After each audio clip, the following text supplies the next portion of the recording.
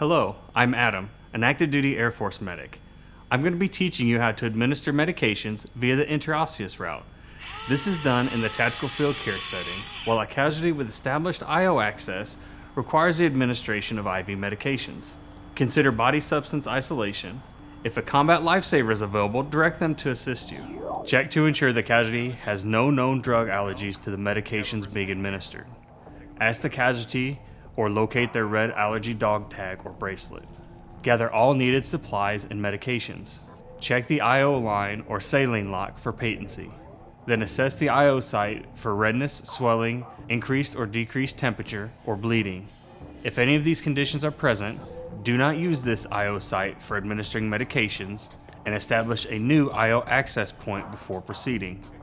Next, verify the 5 rights of medication administration: the right patient, the right medication, the right dose and concentration, the right time, and the right route. Select an appropriate needle length and select an appropriate syringe. Connect the needle and syringe. Inspect the needle and syringe for any defects. Select and prepare the medication for IO injection. Vials that contain a powdered medication must be reconstituted according to the manufacturer's guidelines by injecting the proper solution into the vial instead of air, and then gently shaking or swirling the solution to ensure complete dissolution of the medication before drawing it into the syringe.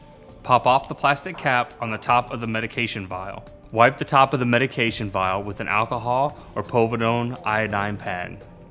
Then remove the cap from the needle. Pull back the plunger to draw air into the syringe equivalent to the recommended amount of medication to be administered.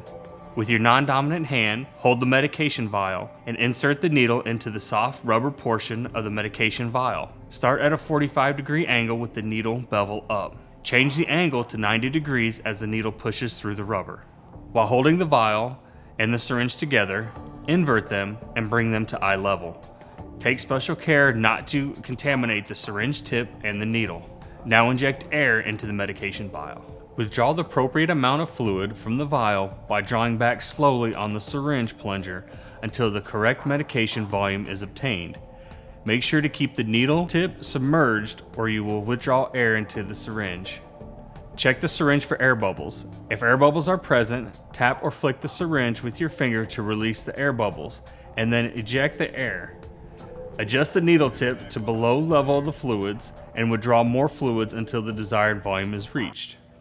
Withdraw the needle, taking care not to contaminate the needle tip. If using an IO connector tube without fluids, or if fluids are being infused through an IV tube set that does not have an injection port, use the following steps. Remove the needle from the syringe and place it in a sharps container if available. Clamp the IO connector tube and IV fluid line. Then remove the end cap and disconnect the IV fluids if they are infusing. Attach the syringe with medication to the proximal end of the IO connector tube. Unclamp the IO connector tube clamp. Administer the medication according to manufacturer's guidelines. Reclamp the IO connector tube. Detach the syringe. Reattach IV tubing if being used. Release the IO connector tube clamp and the IV tubing clamp, and bolus 20 ml to flush the site. If fluids were not being infused, draw up 20 ml of saline in a syringe, attach it to the IO connector tube, release the IO connector tube clamp, and flush the IO line.